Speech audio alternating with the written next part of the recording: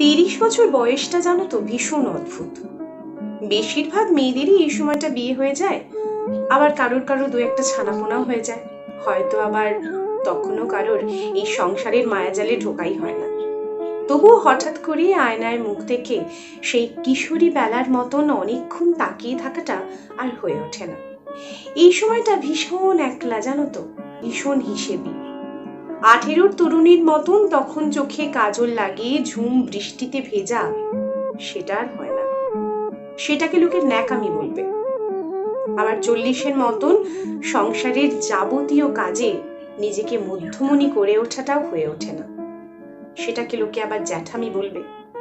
30 বছর বয়সটা ভীষণ অভিমানী। হঠাৎ করেই মনে হয় যে আগের মতন সেই উথাল পাথাল প্রেমটা আর নেই, নিজেকে প্রতিদিন একটু একটু করে বদলাতে হয়। 30 ছুঁয়ে যাওয়া এই বয়সটা কিন্তু বিষণ্ণতার।